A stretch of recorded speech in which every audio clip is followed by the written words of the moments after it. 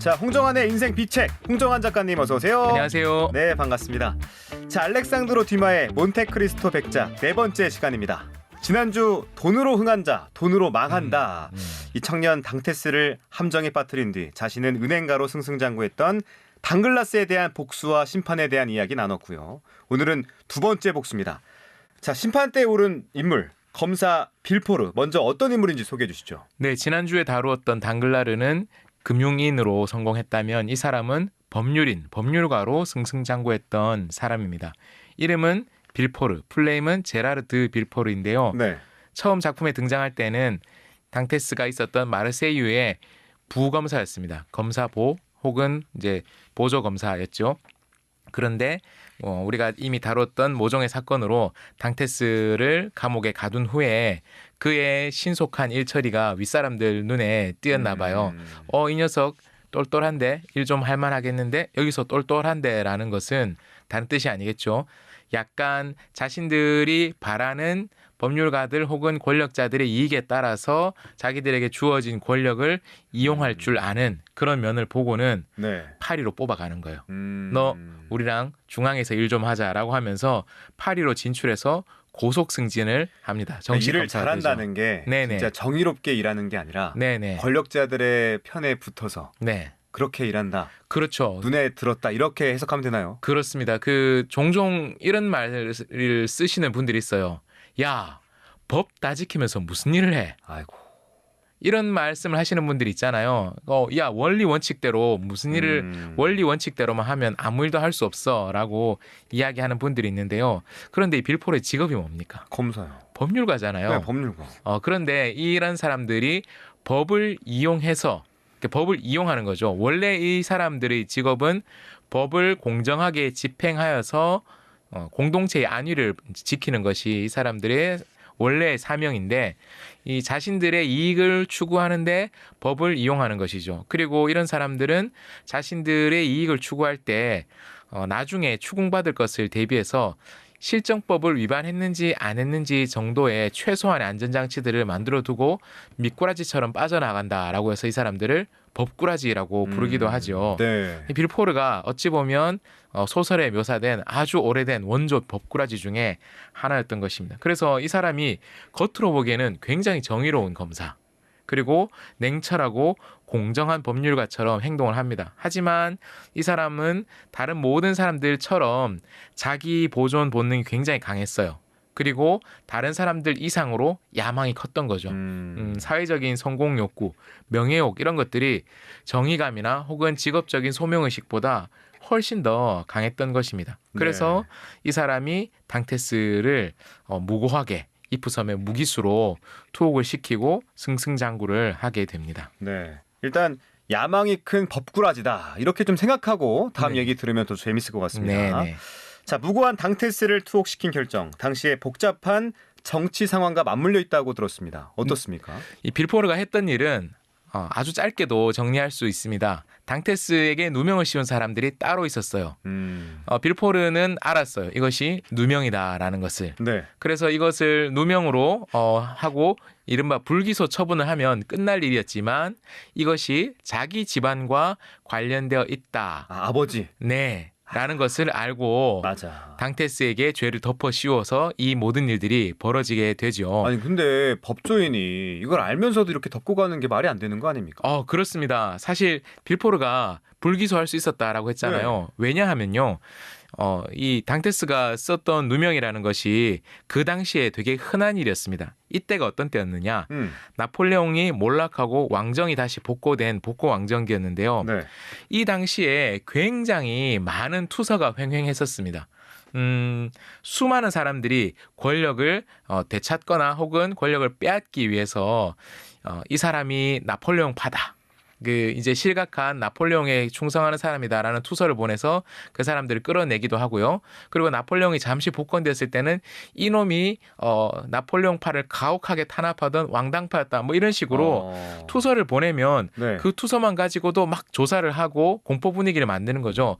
사실 그런 면에서는 법률가들이 굉장히 중요한 역할을 할 수 있는데요. 그렇겠네. 현대의 민주화되고 아주 법제도가 발달한 국가에서도 이런 일들을 흔히 볼 수 있습니다. 있습니다. 어떤 사람이 실제 죄가 있느냐 없느냐와는 무관하게 어떤 이유로 어떤 혐의를 덮어쓰고 수사를 시작하게 되면, 조사를 오랫동안 질질 끌게 되면 이 사람이 실제 죄가 있느냐 없느냐, 죄의 유무, 유죄, 무죄와는 상관없이 아니 땡 굴뚝에 연기 나겠어?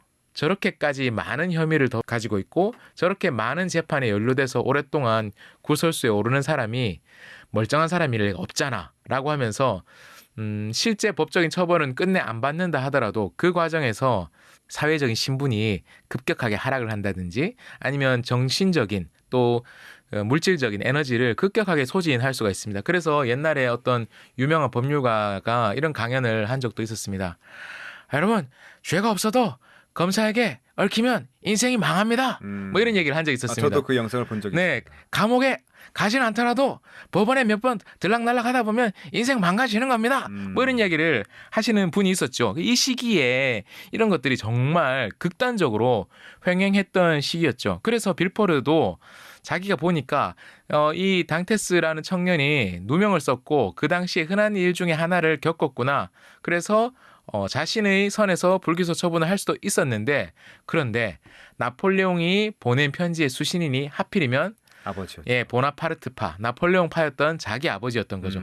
이게 자신의 출세 가도에 문제가 될 수가 있겠구나라고 생각을 해서 네. 자기 보호 본능과 그리고 야망이 결합되어서 법의 이름으로 법을 배신하는 모순적인 선택을 한 것입니다.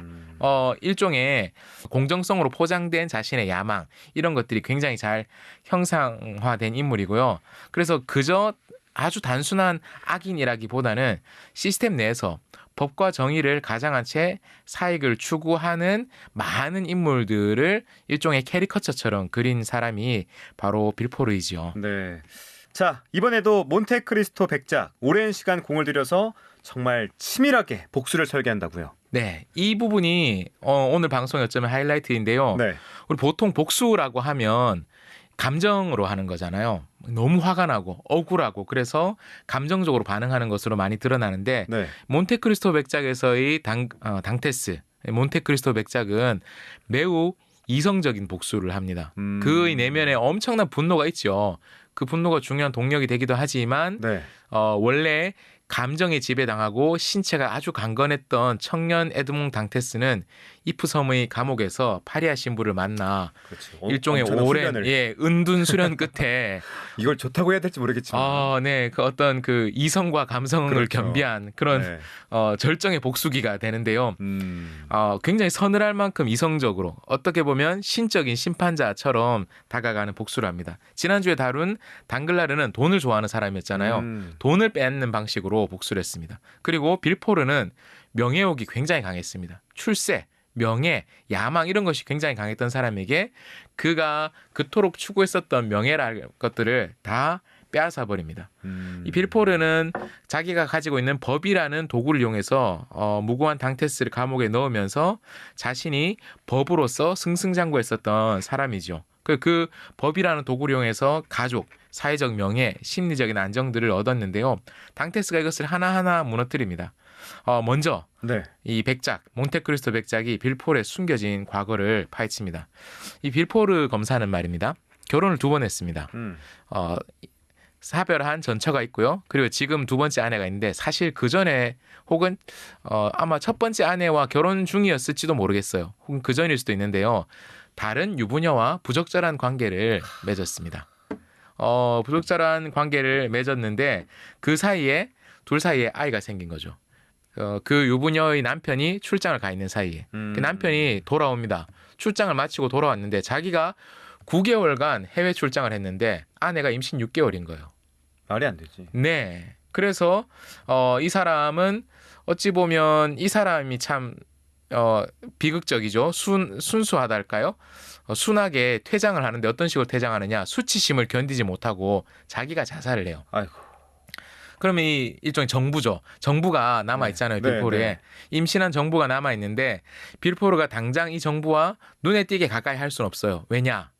내가 그렇게 하면 이 여자가 임신한 아이, 이 사생아의 아버지가 나라는 것이 드러난다는 거죠. 그래서 출산할 때까지 기다렸다가 자기의 별장에 여자를 몰래 데리고 와서 거기서 출산을 하게 됩니다. 근데 태어난 아기가 울지도 않고 숨도 쉬지 않는 거예요. 아이고. 아, 사산했구나라고 생각을 하고는 네. 땅을 파고 그 상자에 넣어서 어. 거기다 직접 이제 묻어버립니다. 네. 묻으려고 하는 거죠. 근데 그때 이 법률가에게 원한을 품고 있는 사람들이 많이 있을 거 아닙니까? 특히나 빌포르 같은 사람에게는 그렇지. 얼마나 많겠습니까? 네.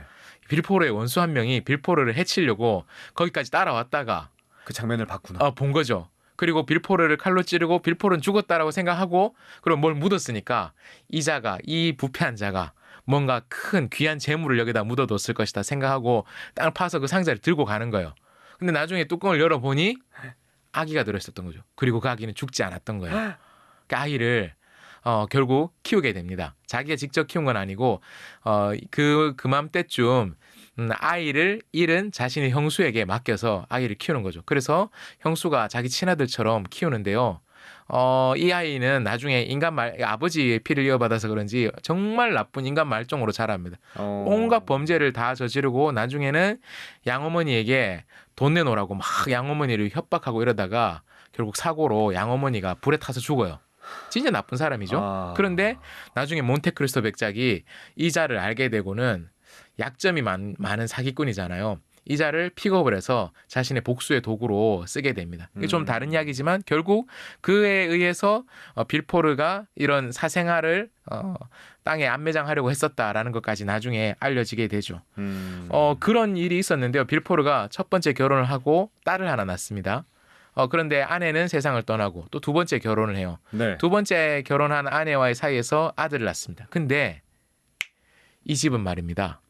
검사 남편만 문제가 있는 게 아니라 검사의 아내, 사모님도 굉장히 문제가 있었던 거죠. 사실 어떻게 보면 이 집은 벌써 힘든데. 검사님 말고 네. 검사님 부인이 네. 더 심각한 사람이었던 거예요.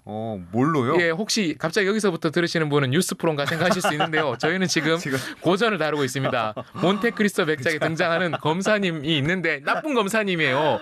법을 자신의 사익 추구의 도구로 생각하는 나쁜 검사님이 있어요. 여기까지만 해도 충분히 나쁜 사람이에요. 예, 그런데 이 검사님보다 이 검사님 와이프가 더 나쁜 사람인 거예요. 뭐 때문에 나빴어요? 이 사람이 네. 아들이 있고 그리고 전처의 사이에서 낳은 딸이 있었잖아요. 네. 누구를 더 사랑하겠습니까? 자기가 배 아파 낳은 아들을 더 사랑할 거 아니에요. 네. 근데 재산이 분배가 돼야 될 거 아니에요. 나중에 이 집안의 재산을 물려받을 때 재산을 분배해야 될 거 아니에요. 그러면 나중에 내 아들 몫이 줄어들 수도 있겠다. 내 아들이 이 집안의 모든 재산과 권리를 다 물려받으려면 어떻게 해야 될 것인가 라고 생각을 하는 거죠. 그래서 가문의 다른 가족들을 하나하나 독살하기 시작합니다. 그러니까 빌포르는 법을 수단으로 생각해서 자신의 야망을 추구하는 사람이었잖아요. 네. 그런데 적어도 이 사람이 어느 정도 일정한 선을 넘지 않는, 그러니까 중악인, 대악인 아니라도 중악인 정도라면 빌포르의 아내는 진짜 대악인이었던 거죠. 이 대악인이었던 거예요. 그래서 이 두 번째 부인이 남편의 전처 사이에서 태어난 딸은 물론이고 그 딸의 외할아버지, 외할머니 그리고 그 딸 차례차례 독살을 하는 거예요. 그러니까 이 사람은 살인을 한 거네. 네. 남편은 살인까지는 아니었지만. 네네네. 그 심지어 자기 시아버지, 남편의 아버지도 독살을 하려고 시도를 합니다. 그런데 천운이랄까요? 이 남편의 아버지, 원래 나폴레옹이 보낸 편지를 받았어야 하는 남편의 아버지가 네. 약을 먹고 있는 게 있었어요. 근데 그 약이 그 독살할 때 쓰는 이 아내가 독살할 때 썼던 그 독과 비슷한 성분이 들어있었던 약을 평상시에 먹고 있었던 거죠. 내성이 있었던 거예요. 그래서 이걸 다행이라고 해야 돼? 그 약이 안 들었던 거죠.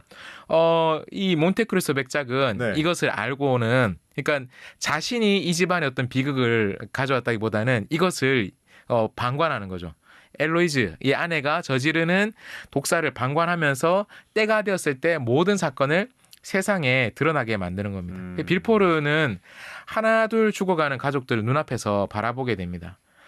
그러면서 딸은 결국 죽지는 않았습니다. 네. 나중에 딸은 죽지 않았는데 가족이라는 자신이 꿈꾸었던 그 가족이라는 성, 명예와 사회적인 지위를 획득하고 그곳에서 높은 신분의 벽 사이에서 안전하게 살아가는 그 가족이라는 자신의 어떤 과업들이 하나씩 무너지는 것들을 목격하면서 조금씩 무너집니다. 그런데 백작이 거기서 멈추지 않죠. 사기꾼이 있었잖아요. 네. 그 사기꾼을 백작이 자기 도구로 삼았잖아요. 네. 근데 이 사람이 법정에 서게 됩니다. 재판을 받게 돼요. 그 자리에서 이 사기꾼이 폭탄을 터뜨립니다. 폭탄? 이 자리에 내 친부가 있습니다. 저의 친부는 바로 저기에 있는 법관 빌포르입니다라고 하니까 이 와. 법정이 아수라장이 되는 거죠. 법을 집행하는 사람. 그러니까 우리가 법관도 한 사람의 생활인인데 너무 지나치게 많은 것들을 요구하는 거 아닌가라고 생각할 수 있지만 공동체의 안녕을 수호하기 위해서 법 집행을 담당하는 사람들에게 요구되는 미덕은 약간의 성직자와 비슷한 면이 있거든요.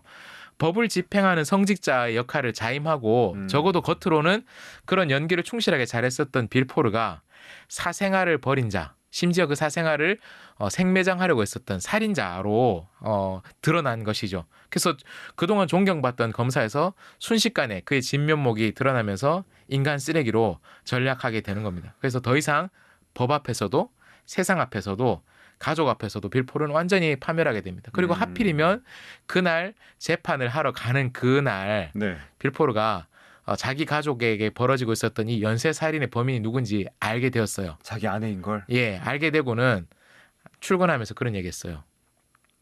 당신이 스스로 결정해라. 당신이 스스로 선택해라. 그렇지 않으면 퇴근 후에 나와 집에서 만나는 게 아니라 사형수들이 머무는 감방에서 나와 만나게 될 것이다. 와. 그랬거든요. 그러니까 빌포르의 아내에게 실은 자살을 종용한 것이죠. 네가 목숨을 끊음으로 책임을 져라라고 했던 거예요. 근데 빌포르가 법원에서 자신의 모든 것이 밝혀진 이후에 내가 뭐라고 아내에게 이런 말 할 자격이 있는가? 그러면 아내를 데리고 빨리 다른 데로 떠야 되겠다라고 생각을 하고 집에 허겁지겁 갔어요. 갔더니 아내는 이미 자살을 한 거예요. 아이고. 근데 그냥 자살을 한 게 아니에요. 자신과 빌포르 사이에서 태어난 아들도 어린 아들도 같이 동반 자살을 하게 한 것이죠. 아들의 숨을 자기가 거두고 자기도 죽은 거죠. 그래서 빌포르는 자기 손으로 자기 무덤을 파고 가족을 잃고 사회적인 신뢰도 잃어버리게 되는 것이죠. 그래서 이 사람이 정신이 나가버립니다. 작품에서는 정확하게 묘사되진 않지만 네. 아마도 이 사람의 경제적인 수준, 사회적인 지위를 생각해 보았을 때 정신질환자들을 위한 수용시설에서 이후의 삶을 마무리했을 것 같아요. 그런데 그 당시의 정신질환자들을 위한 수용시설이라는 것이 감옥과 비교해서 결코 나을 만한 것이 아니었거든요. 네. 무고한 청년 에드몽 당테스를 이프섬의 감옥에 무기수로 집어넣었던 빌포르는 자기가 추구했던 모든 것을 눈앞에서 빼앗기고 무너진 후에 정신이 무너져서 평생 동안 탈출할 수 없는 정신병원 시설에서 생을 마무리했을 것으로 그렇게 보입니다. 네. 자, 가문 내부에서 벌어진 참상, 그야말로 끔찍합니다. 인과응보라고 하기에도 너무나 비참한 결말인데 그만큼 빌포르의 죄가 깊었다고 봐야 하는 게 맞겠죠? 그렇습니다. 빌포르가 사회적으로는 되게 명망 있는 검사였어요. 부유하고 또 존경받는 귀족 가문의 가장이기도 했습니다. 표면만 보면 굉장히 성공한 사람이죠. 비록 나폴레옹 파이기는 하지만 아버지도 이전 시대에 한자리 했었던 사람. 그런데 실상은 이게 달랐던 거죠. 과거에 저질렀던 죄악들이 켜켜이 쌓여 있었던 거예요. 사생활을 살해하려고 했던 그 사건, 그리고 무고한 당테스를 감옥에 집어넣은 행동, 이런 것들이 단 두 가지 잘못만 하진 않았을 것입니다. 이상한 사람은 한 번만 이상하지 않거든요. 한 번 이상한 선택을 한 사람, 그리고 그 이상한 선택으로 어떤 유익을 얻은 사람들은 비슷한 상황이 되면 또다시 이상한 선택을 하게 마련입니다. 아마도 이 빌포르에게는 법을 이용한 사회적인 신분 상승의 시도들이 여러 차례 있었을 것이고 자신의 잘못을 사회적인 성공에 방해되는 자신의 잘못을 과오를 은폐하는 사악한 시도들이 여러 번 쌓여 있었을 거예요. 네. 그래서 이것이 그의 겉모습은 굉장히 싱싱하고 건강하지만 내면은 아주 냄새가 나는 그런 면모를 만들었던 거죠. 그리고 그 냄새 나는 썩은 내면이 그의 가문 내부에서 천천히 확실하게 그 부패를 퍼뜨리고 있었던 것입니다. 이 빌포르의 아내, 빌포르 부인 엘로이즈 빌포르 같은 경우가 네. 아주 대표적이죠. 이분도 겉으로 보기에는 아주 멀쩡해 보이는 거예요. 귀족 부인이에요. 굉장히 우아하고 고상한 귀부인의 모습을 하고 있었습니다. 이 속으로는 극단적인 이기심, 아주 냉정한 야망을 품고 있었던 거죠. 자기 아들이 이 가문의 유일한 상속자가 되길 원해서 재산을 나눠 가질 수 있는 다른 모든 가족들을 하나하나 독살하는 정말 독한 사람인 거죠. 부창부수라고도 할 수 있는데 어쩌면 부창부수 이상이죠. 남편보다 더 무서운 아내가 한 사람 한 사람을 독살로 보내는데 다행히 빌포르의 딸 발랑티는 간신히 살아남습니다. 네. 그 이유는 몬테크리스토 백작 에드몽 당테스가 발랑틴을 보호했기 때문에 그래요. 그래요. 당테스는 이 가문의 복수가 이루어진 것을 보고 실은 굉장히 충격을 받습니다. 왜냐하면 빌포르가 자기의 복수 대상이었잖아요. 그런데 빌포르의 어린 아들까지 그렇게 죽는 것을 보고 굉장히 충격을 받습니다. 당테스는 빌포르의 딸과 아들은 어떻게든 보호해보고 싶어 했던 거죠. 그래서 딸은 죽지 않도록 보호하는 데 성공했었고 아들이 독살되었을 때 어떻게든 살려보려고 했지만 실패합니다. 이 가문에 그 당테스가 의도했던 것 이상의 그 어떤 복수가 이루어진 것이죠. 네. 이것은 당테스의 의도, 당테스의 설계라기보다는 빌포르 자신이 뿌린 악의 씨앗이 당테스가 생각했던 것 이상으로 거대하게 자랐기 때문에 그렇습니다. 겉으로 보면 빌포르와 무관하게 아내의 죄처럼 보일 수 있죠. 근데 실은 그렇지 않습니다. 빌포르가 오래전에 오랫동안 뿌려두었던 죄의 씨앗이 부패해서 피어난 결과였죠. 그렇게 볼 수 있겠네요. 그는 이 가문을 명예롭고 청결한 척 유지하려고 했지만 네. 끊임없이 과거의 잘못을 숨기기 위해서 진실과 도덕성을 가장해서 오히려 선량한 것들을 억압했었고 그리고 이 가족이라는 이름 안에 벌어지는 탐욕과 폭력을 자기도 묵인하는 구조를 만들었던 것이죠. 네. 이 엘로이즈가 독살했던 것은 빌포르 가문의 정신적인 부패가 유형화된 것이다라고 그렇게 볼 수 있습니다. 그리고 백작의 복수는 그러한 부패를 사람들 앞에 드러나도록 한 것이었죠. 자, 이래서는 맨정신으로 살 수 없을 것 같습니다. 결국 빌포르 넋을 놓고 마는데 이러한 최후가 작품 전체의 주제와도 연결이 된다면서요? 정신이 붕괴되는 것으로 마무리가 되죠. 몬테크리스토 백작의 입장에서 보면 복수를 행하면서도 이 사람은 끊임없이 자기 복수의 정당성을 고민을 해요. 이거 내가 과했던 것 아닌가? 이렇게까지 난 원하지 않았는데 근데 빌포르는 자기가 정의를 가장했지만 정의롭지 않았다라는 사실을 끝까지 인정하지 않으려고 하는 사람입니다. 자기는 그럴 만한 이유가 있었다라고 주장하는 거죠. 그리고 이 차이가 두 사람의 운명을 갈라놓습니다. 나중에 다시 다루겠지만 몬테크리스토 백작은 인간성을 마지막에는 회복하고 복수기로서의 삶을 마무리하고 사랑과 희망을 찾아서 떠나는 것으로 작품이 마무리가 됩니다. 너무 일찍 스포를 했는지 모르겠는데요. 해피엔딩, 나름 해피엔딩이라고 할 수 있습니다. 안 그러면 쓸쓸한 복수극으로 마무리될 텐데요. 그런데 빌포르는 네. 자기 세계가 무너진 뒤에 아무것도 남지 않은 폐허 속에 자기 자신을 스스로 가둬두는 것으로 이야기가 마무리가 되는데요. 네. 일단 빌포르의 광기 미쳐버리잖아요. 이 정신적으로 붕괴한 광기는 단순히 개인적인 슬픔을 넘어서서 디마가 살았던 당시 그가 경험하고 그가 눈으로 보고 있었던 19세기 프랑스 사회 전체의 어두운 그림자를 이렇게 보여주고 있는 것이죠. 이 겉으로는 새로운 시대가 온 것이죠. 그리고 그전에는 한 사람의 절대적인 왕이 모든 것을 뜻대로 좌지우지했지만 이제는 법률에 의한 공정한 시대가 왔었고 새로운 인간 이성에 기반한 새로운 도덕에 의해 지배받는 좋은 세상이 온 것 같다라고 가진 사람들은 이야기하는 거죠. 그리고 그 법률의 편에 있는 사람들은 그것을 잘 누리고 있죠. 하지만 그들이 가지고 있었던 야망, 이기심 때문에 실제로 내면이 철저하게 썩어가고 있고 이대로 가면 결국 우리에게 기다리고 있는 미래도 빌포르와 같은 것이다. 그리고 그 징후적인 현상들이 빌포르의 아내가 자신이 배아파 낳은 아들에게 모든 것을 물려주기 위해서 가족들을 독살하는 것처럼 프랑스 사회에서도 그런 일들이 벌어지는 거죠. 가까운 사람들을 자신의 야망을 성취하기 위해서 투서를 보내서 감옥에 보낸다든지 아니면 법을 이용해서 자신들의 이익을 챙기는 것들을 보며 이러한 일들이 벌어지고 있다면 우리에게 기다리고 있는 미래는 빌포르 가족에게 일어난 것과 다름이 없다라는 것을 굉장히 속도감 있고 흥미진진하게 그려내고 있는 것이 뒤마의 솜씨였습니다. 그래서 네. 빌포르의 몰락이 그런 위선적인 사회 구조는 언젠가 스스로 무너질 수 있다. 스스로 무너질 수 있다라는 것을 보여주는 것이죠. 네. 자, 야망이 큰 법꾸라지의 몰락을 함께 지켜봤습니다. 다음 시간에는 어떤 이야기 나눠볼까요? 다음 시간에는 연적.